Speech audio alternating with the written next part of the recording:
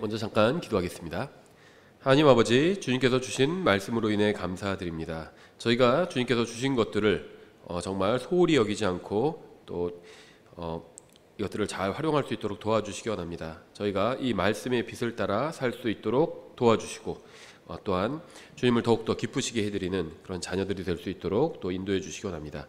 예수님의 이름으로 기도드렸습니다. 아멘. 저희 민수기 27장 보는데요. 길지는 않습니다. 1절부터 23절까지 있는데요. 전체를 저희가 좀 간략히 살펴보고 또 이 장에서 또 굉장히 중요한 표현들이 나오는데요. 이제 그러한 부분도 좀 살펴보도록 하겠습니다. 먼저 민수기 27장 1절부터 저희가 절반 읽고 또 절반씩 살펴보겠습니다. 11절까지 먼저 보겠습니다. 민수기 27장. 이 장은 이제 상속에 관한 법을 다루고 있죠. 민수기 27장 1절부터 11절. 그때 요셉의 아들인 므낫세의 가족들에 속한 자들 중에서 헤벨의 아들이요 길르앗의 손자요 마길의 증손이요 므낫세의 4대 손인 슬로브앗의 딸들이 왔는데 그의 딸들의 이름은 이러하니 곧 말라와 노아와 호글라와 밀가와 디르사니라. 노아라는 이름도 나오네요. 물론 여기서 이제 우리가 아는 그 노아가 아니라 슬로브앗의 딸들 중에 하나인 다른 사람이죠. 그런데 이렇게 노아라는 이름이 꼭 남자의 이름만은 아닌 것 같아요. 성경에서는 이렇게 딸들의 이름도 노아라고 이렇게 사용이 되었죠. 호글라, 밀가는 좀 여자 이름 같고요. 디르사도 약간 좀 생소한데요. 말라도 좀 여자 이름 같고요. 근데 호글라는 좀 많이 생소하죠. 저희 어머니 세대만 봐도요, 이름들이 무슨 다 자자로 끝나는 그런 이름이 많았던 것 같아요. 그 시대마다 유행하는 이름이 있는데, 오래전에 저희 어머니 그 중학교 졸업 앨범을 본 적이 있는데, 한 반의 이름이 다 자로 끝나요. 다 무슨 자 하면서. 자기 이름 마음에 안 드는 사람들도 많이 있는데요. 호글라도 그렇게 예쁜 이름은 아닌 것 같아요. 호글라. 좀 특이한 이름들이네요. 2절. 그들이 회중의 성막문 옆에서 모세와 제사장 엘르아살과 통치자들과 온 회중 앞에 서서 이르되, 딸들이 이제 5명의 여자가 무엇인가를 청원하러 온 거죠. 우리 아버지는 광야에서 죽었는데 그는 고라의 무리에 들어가 주를 대적하려고 함께 모인 자들의 무리에 들지 아니하였고 자기 죄 가운데서 죽었으며 아들이 없었나이다. 그러나 그에게 아들이 없다고 해서 어찌하여 우리 아버지의 이름이 그의 가족 가운데서 삭제되어야 하리까? 그러므로 우리 아버지의 형제들 가운데서 우리에게 소유를 주소서 하며 모세가 그들의 사정을 주 앞으로 가져가니라. 주께서 모세에게 말씀하여 이르시되 슬로브앗의 딸들이 옳게 말하니 너는 반드시 그들의 아버지 형제들 가운데서 그들에게 상속재산 소유를 주고 그들의 아버지 상속재산이 그들에게 돌아가게 할지니라. 또 너는 이스라엘 자손에게 말하여 이르기를 사람이 죽고 아들이 없거든 너희는 그의 상속재산이 그의 딸에게 돌아가게 할 것이요 그에게 딸도 없거든 너희는 그의 상속재산을 그의 형제들에게 줄 것이며 그에게 형제들도 없거든 너희는 그의 상속재산을 그의 아버지 형제들에게 줄 것이요 그의 아버지도 형제들이 없거든 너희는 그의 상속재산을 그의 가족 중에서 그에게 가장 가까운 친족에게 주어 그가 그것을 소유하게 할지니라 하라. 주가 모세에게 명령한 대로 그것이 이스라엘 자손에게 판결의 법규가 될지니라 하시니라. 일단 여기까지 보면요, 이 슬로보앗의 딸들은 아들을 낳지 않았다는 이유로 아버지의 이름이 삭제되는 것에 관해서 모세에게 항의를 했고요. 주님께서는 그들의 항의가 이제 정당한 이유가 있는 것이라고 말씀을 하셨습니다. 하나님께서는 모든 것을 다 아십니다. 그런데 성경을 보면 하나님께서 모든 것을 다 아심에도 불구하고 자신의 무한한 지식을 제한하시는 것처럼 보이는 부분이 있다는 것이 사실이죠. 비슷한 예로 하나님께서는 모든 것을 다 하실 수 있지만 자신의 그러한 무한한 능력을 제한하신 적이 있으시죠. 바로 2000년 전에 인간의 몸으로 이 세상에 오셨을 때 굶주리시고 피곤하시고 이런 것들을 겪으신 거죠. 원래 하나님은 졸지도 않으시고 피곤하지도 않으시는 분인데 33년 반 동안은 이제 그러한 것을 겪겠다고 자신의 능력을 스스로 제한하신 겁니다. 근데 그런 그 어떤 능력뿐 아니라 물론 이제 지식도 능력이지만 그런 어떤 그 육체적인 능력뿐 아니라 정신적인 능력, 그러니까 지식 같은 것도 스스로 제한하실 때가 있다는 겁니다. 그러니까 하나님은 모든 걸 다 아십니다. 하지만 어떤 것들은 스스로 모르시기로 결정하셨다면 모르실 수도 있다는 겁니다. 이러한 부분이 있는 이유는 감사하게도 우리의 유익을 위해서입니다. 왜 하나님께서 그렇게 하실까? 다 하실 수 있고 다 아실 수 있는데 왜 다 하시지 않고 다 아시지 않는 것처럼 행하실까? 그것은 우리의 유익을 위해서라는 거죠. 주님께서는 우리의 용서받은 죄를 더 이상 기억하지 않겠다고 말씀하셨습니다. 사람들이 하나님이 전지하시다는 얘기를 하잖아요. 모든 걸 다 아신다는 거죠. 근데 사실 하나님께서는 모르시는 것도 있다는 겁니다. 구원받은 사람의 용서받은 죄는 하나님께서 기억도 하지 않으신다고요. 다시 말하면 모르신다는 겁니다. 누가 저한테 뭘 물어봤는데 우리 어디서 무슨 일을 같이 했잖아요. 이렇게 얘기하는데 너무 오래됐어요. 그래서 제가 저 기억나지 않는데요. 이렇게 얘기하면 제가 모른다는 거죠. 그런 일이 있었는지 실제 그러한 일이 있었지만 저는 기억하지 못하는 거예요. 그럼 제가 모르겠어요. 잘 기억이 나지 않네요. 이렇게 얘기할 수 있죠. 하나님께서는 구원받은 사람들의 용서받은 죄는 기억하지 않기로 결정을 하셨습니다. 그래서 진짜로 기억을 못 하시는 거예요. 기억하지 않기로 결정을 했기 때문에. 또 구원받지 않은 사람의 이름도 모르시는 거죠. 구원받지 않은 사람을 알긴 아세요. 그 사람이 죄를 짓는 걸 알긴 아십니다. 하지만 이름은 모르시는 겁니다. 그래서 예수님께서 구원받지 못한 자들에게 나는 너희를 전혀 알지 못하노니 불법을 행하는 자들아 나를 떠나가라 이렇게 말씀하셨잖아요. 모르시겠다고 말씀하신 겁니다. 모른 채 하신 것이 아니라 또 거짓말 하신 것이 아니라 정말 그 사람들을 모르시는 겁니다. 죄를 지은 사람들이라는 건 아시지만 그 사람들과 개인적인 관계를 맺으신 적이 없기 때문에 모르시는 거예요. 그래서 나사로는 구원받았기 때문에 나사로라는 이름이 나오지만 부자는 이름이 나오지 않죠. 그냥 어떤 부자가 죽어서 지옥에 갔다 이렇게 말씀하시는 이유는 그 부자의 이름을 모르시기 때문입니다. 구원받은 사람의 이름은 아세요. 이름이 생명冊에 기록되어 있기 때문에. 구원받지 않은 사람의 이름은 모르시는 겁니다. 왜냐하면 기억하지 않기로 결정하셨기 때문입니다. 예수 그리스도의 피로 덮인 저의 죄를 하나님께서는 더 이상 기억하지 않으십니다. 그렇게 결정하신 거예요. 이렇게 성경에 의하면 하나님은 무한한 지식을 가지고 모든 것을 다 아시는 분이지만 의도적으로 자신의 지식을 제한하셔서 기억하지 못하시거나 알지 못하시는 것이 분명히 있다는 겁니다.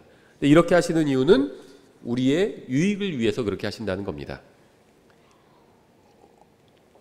하나님께서 모세에게 율법을 주시고 모세를 이스라엘 백성에게 보내셨습니다.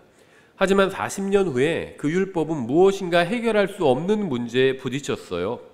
과거에는 대부분의 국가와 민족에서 여성의 법적인 지위가 형편없었고요.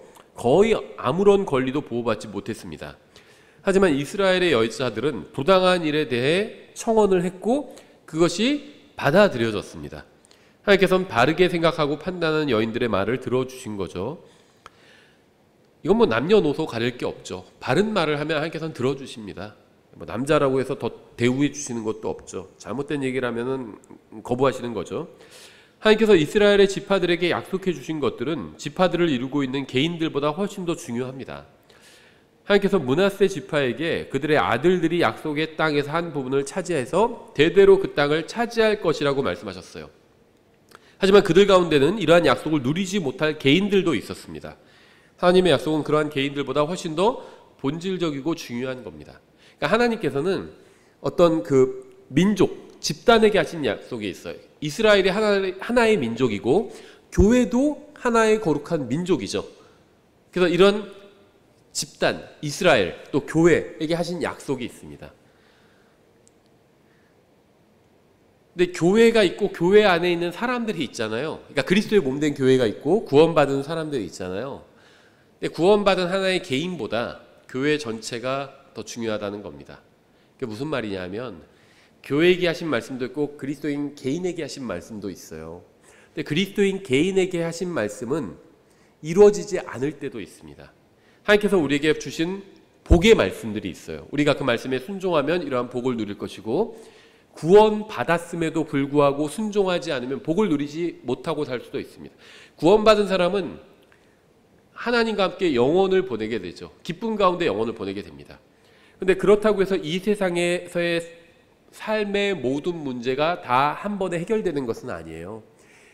구원받은 사람이라 할지라도 하나님의 뜻대로 살지 않는다면 이 세상에서는 불안 가운데, 근심과 연며 가운데, 또 싸움과 다툼 가운데 살 수도 있어요.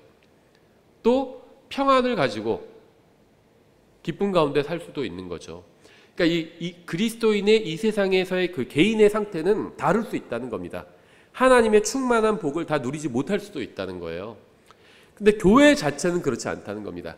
교회를 이루고 있는 각각의 개인의 그리스도인들이 어떠한 삶을 살건 실패를 하건 상관없이 교회 전체는 항상 승리를 하게 됩니다. 하나님께서 말씀하신 모든 약속이 교회에겐 다 성취된다는 겁니다. 그래서 이러한 점에 있어서 개인보다 이 개인이 이루고 있는 이 민족, 교회 자체가 훨씬 더 본질적이고 중요한 거라는 말씀을 드린 겁니다. 여기서 이러한 구약 그 이스라엘 백성 개개인은 광야에서 쓰러지고 죽을 수 있지만 이스라엘 민족은 결코 사라지지 않는 거죠. 이게 이제 단체에게 주신 말씀이 훨씬 더 본질적이라고 한 이유예요. 그래서 이런 원칙은 신약 성경에도 그대로 적용됩니다. 우리는 모두 예수 그리스도의 몸에 속한 지체들이에요. 우리 중에는 하나님의 약속에 합당하지 않게 사는 사람들도 있습니다. 하나님께서는 자신의 몸인 교회에 관한 절대적인 기준을 성경에 기록해 두셨죠. 그리스도인 개인은 하나님의 기준에 미치지 못할지라도 그리스도의 몸 전체는 하나님의 약속을 성취해 나아가고 있어요. 저는 죄의 몸 안에서 의롭게 살고자 몸부림치고 있는 죄인입니다. 저는 아직 장성한 분량에까지 성장하지 못해서 매일 거기에 이르려고 싸우고 있어요. 제가 죽을 때까지 그 장성한 분량에 이르지 못할 수도 있습니다. 그렇죠. 사실은 대부분의 그리스도인들이 죽을 때까지 그 장성한 분량에 개인적으로는 이르지 못하죠. 저는 아직도 가야 할 길이 멉니다. 잘해야 할 부분이 많이 있어요. 하지만 저는 동시에 충만한 분량 그 자체이시며 점이나 흠이나 주름진 것이 전혀 없는 그리스도의 몸에 속해 있습니다.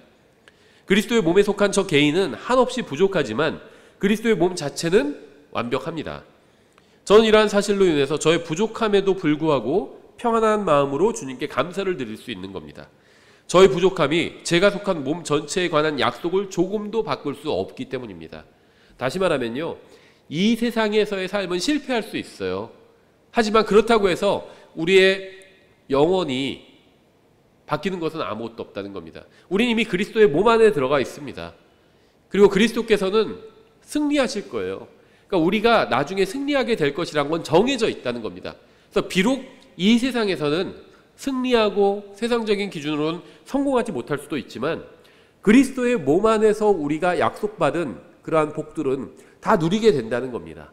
이게 이제 개인과 우리가 속한 이 단체의 차이인 거죠. 우리 개인은 실패할 수 있지만 우리가 속한 단체, 그리스도의 몸이라는 단체죠.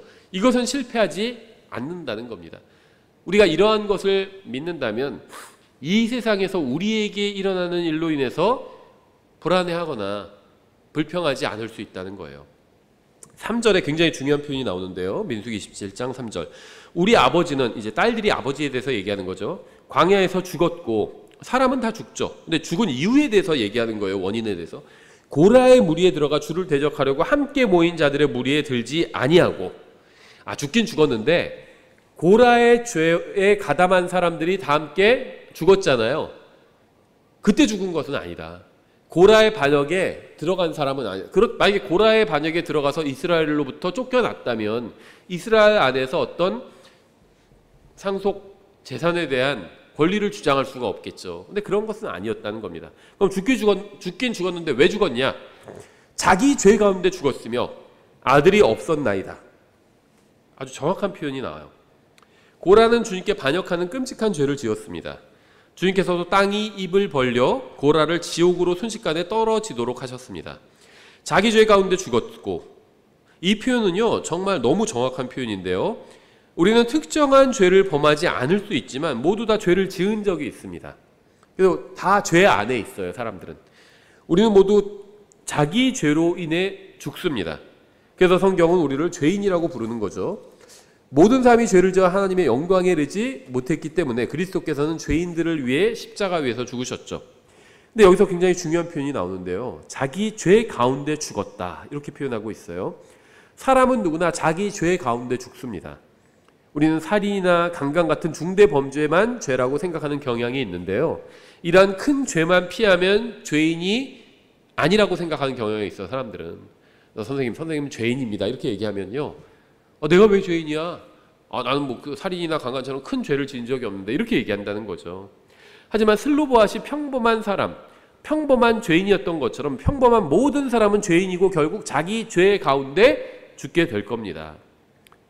죄 안에 있어요. 죄가 가야 될 곳은 지옥이거든요. 근데 죄 안에 있는 겁니다. 죄 가운데 있다는 건 죄 안에 있다는 거예요. 그럼 죄가 버려질 때 함께 버려지는 거죠. 예를 들면 뭐 옷이 너무 낡았어요. 그래서 이걸 버리는데 옷 안에 주머니 안을 미처 확인해 보지 못한 겁니다. 그래서 옷 안에 예를 들면 돈을 넣어놨는데 그것도 같이 버릴 수 있는 거죠. 실수로. 옷을 버릴 때 같이 버릴 수 있는 거죠. 죄 안에 있으면요. 죄가 버려질 때 같이 버려지게 되는 겁니다. 그래서 죄 안에 계속 거하면 안 돼요. 사람이.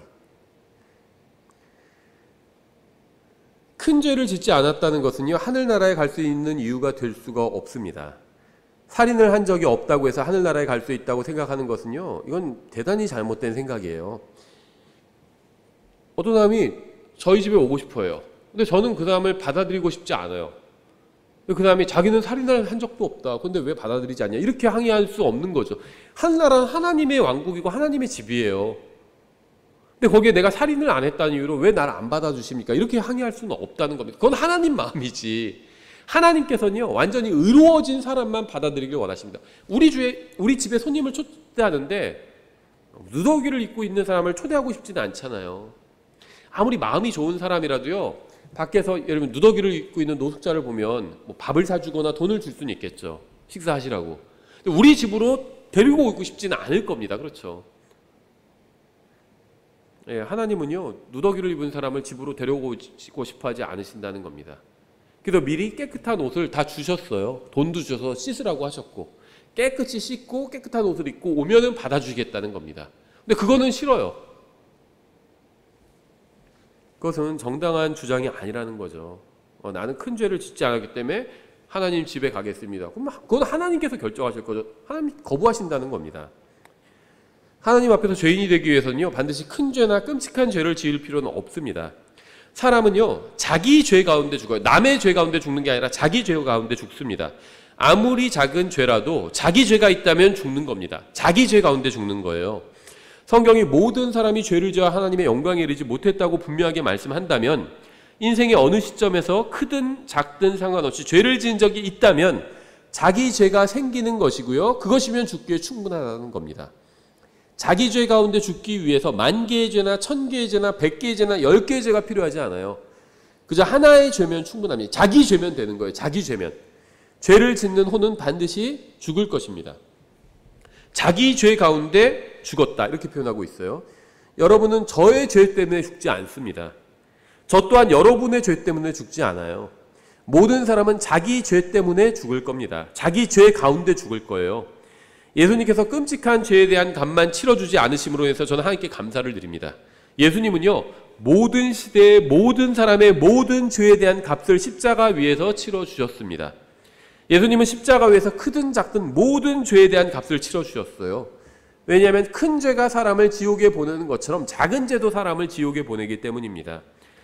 한번 생각해 보세요. 어떤 사람이요 하루는 1억을 훔쳤어요. 부잣집에 들어가서. 또 하루는요 가난한 집에 들어가서 10,000원을 훔쳤어요. 그러면 그 사람이 언제 도둑이 된 걸까요? 1억을 훔친 날 도둑이 된 걸까요? 아니면 10,000원을 훔친 날 도둑이 된 걸까요? 두 날 다 도둑이 된 거예요. 두 날 다 도둑질을 한 겁니다. 언제 법을 어긴 걸까요? 두 날 다 법을 어긴 거예요. 1억을 훔쳤을 때도 훔치지 말라는 형법에 정해져 있어요. 다른 사람의 물건 훔치면 안 된다고. 그럼 처벌하겠다고 정해져 있어요. 1억을 훔친 날도 그 법을 어긴 거고요. 10,000원을 훔친 날도 그 법을 어긴 겁니다. 두 날 다 어긴 거예요. 거룩하신 하나님께서는요, 작은 죄도 용납하지 않으십니다. 하물며 사람도 그럴 때가 있잖아요. 뭐 비싼 거 막 무슨 아주 고급차 비싸 막 1억짜리, 2억짜리 차를 살 때 흠집가 있으면 안 사요.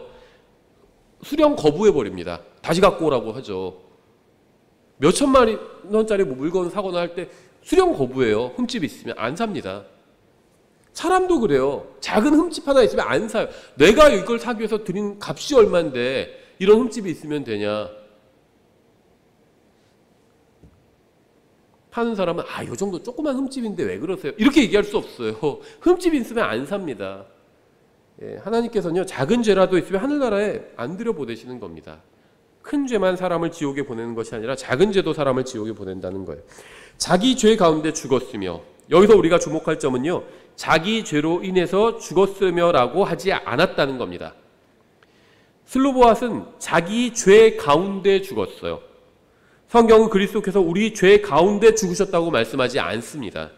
예수님은 저의 죄를 지은 적은 없어요. 예수님은 저의 죄에 동참하신 적이 없습니다. 저의 죄 안으로 들어오신 적이 없다는 거예요. 예수님은 저의 죄 가운데 죽지 않으셨습니다. 그리스도께서 우리 죄로 인해 죽으셨습니다. 슬로보앗은 왜 죽었을까요? 그는 자신의 죄 가운데 죽었습니다. 그를 죽인 죄에 대한 책임이 그에게 있었고, 그는 그 죄와 책임으로부터 벗어나지 못했어요. 자기 죄 밖으로 나간 적이 없다는 겁니다. 그 자기 죄를 벗어나지 못했어요. 그래서 자기 죄 가운데서 죽은 겁니다. 예수님은 죄인이 아니었습니다. 주님은 죄 가운데 산 적도 없었고 죄 가운데 죽은 적도 없었어요. 예수님은 죄와 아무 상관없이 이 세상에 오셔서 모든 사람의 죄로 인해서 죽으셨습니다. 죄 가운데 죽으신 것이 아니에요. 죄로 인해서 죽으셨어요. 죄 안으로 들어가신 적이 없습니다. 오히려 죄를 짊어지고 십자가로 가신 거죠. 죄 가운데 들어오신 적이 없어요. 우리는 죄 가운데 들어왔어요. 죄 가운데 살고 있죠. 죄 가운데 태어났습니다. 그럼 죄 밖으로 나가야 돼요. 어디로 가야 되지? 예수님 안으로 들어가야 됩니다. 계속 죄 안에 있으면 결국 죄가 지옥에 던져질 때 같이 던져지게 되는 거예요. 여러분은 선택할 수 있습니다. 여러분의 죄로 인해서 죽으신 예수 그리스도를 선택할 수도 있고, 거부하고 여러분의 죄 가운데 죽을 수도 있어요. 예수님 안에서 죽을 수도 있고 죄 안에서 죽을 수도 있다는 겁니다. 예수님 안에서 죽으면 눈을 뜨면 하늘나라에서 눈을 뜨겠죠. 예수님 안에서 죽었기 때문에 예수님께서 계신 곳에서 눈을 뜨게 됩니다. 죄 안에서 죽으면 죄가 가야 될 곳에서 눈을 뜨겠죠. 지옥에서 눈을 뜨게 됩니다. 저는 하나님의 기록에는 더 이상 죄 가운데 있지 않은 것으로 되어 있습니다. 저는 죄 안에 있지 않고 예수님 안에 있어요. 이거는 정말 중요한 문제입니다. 사람에게 죄 안에 있는지 혹은 예수님 안에 있는지보다 더 중요한 문제는 없습니다. 12절, 13절 주께서 모세에게 이르시되 너는 이 아바림 산에 올라가 내가 이스라엘 자손에게 준 땅을 바라보라. 그 땅을 본 뒤에는 내 형 아론이 거두어진 것 같이 너도 내 백성에게로 거두어지리라. 아바림 산의 봉우리 중 하나가 모세가 가나안에 들어가지 못하고 그것을 바라본 장소인 이 비스가입니다. 신명기 34장 1절부터 4절에 나오죠. 모세가 모압 광야를 떠나 느보산에 올라가 여리고 맞은편 비스가의 꼭대기에 이르매 주께서 그에게 길앗 온 땅. 이게 같은 산인데 왜 자꾸 여러 개로 부르냐면요, 이 산 하나에 봉우리가 여러 개잖아요. 그러면 이 봉우리마다 이름이 다르거든요. 그래서 이제 이거 비슷한 산인 것 같은데, 위치를 보면 같은 산인 것 같은데 왜 이렇게 여러 개로 성경에서 이름을 부르지? 그럴 때는요, 봉우리가 다른 거라고 보시면 돼요. 에베레스트도 봉우리가 여러 개가 있잖아요. 봉우리마다 이름이 달라요.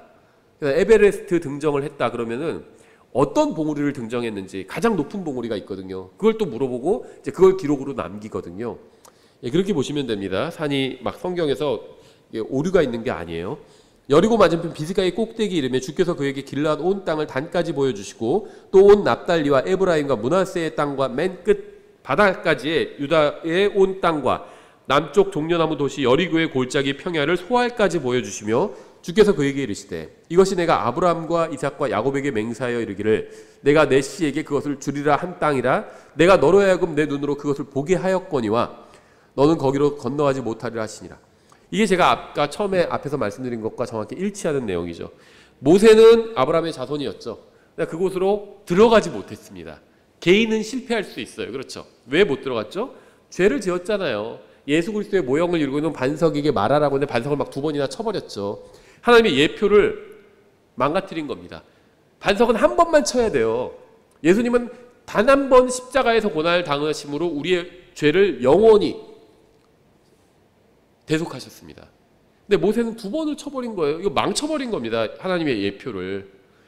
근데 그것까지도 그대로 성경에 기록됐죠. 예표를 망친 것까지도 그대로 기록해 버리셨어요. 하나님께서는. 그래서 모세는요, 이 아브라함의 약속을 체험하지 못했습니다. 그러니까 개인은 실패한 거예요. 모세는 아브라함의 자손이에요.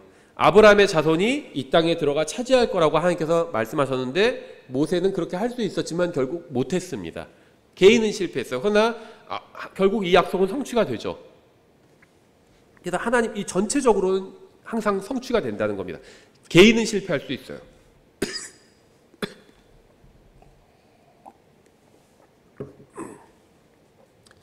하나님의 약속이 얼마나 정확하게 성취되는지 아세요? 모세는 광야에 있다가 산에 올라갔습니다. 그는 거기서 요르단강 건너편을 바라보았습니다. 하나님께서는 아브라함에게 약속하신 가나안 땅 전체를 그가 보게 하셨습니다. 그들은 아직 요르단강을 건너지 않았고 가나안의 도시 하나 취하지 못했고 땅을 한 평도 차지하지 못했습니다. 하지만 주님께서는 12절에서 내가 이스라엘 자손에게 준 땅이라고 과거형으로 말씀하셨습니다.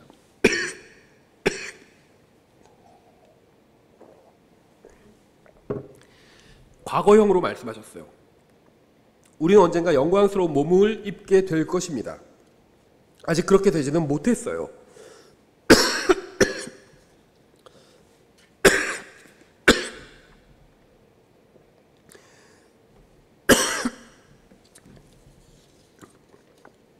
죄송합니다. 우리는 언젠가 새 예루살렘에 거하게 될 겁니다. 아직 그곳으로 이주하지 못했을 뿐이죠. 하지만 주님의 약속은 확실합니다. 주님께서는 이스라엘 백성이 영원히 가나안 땅에 거하게 하실 겁니다.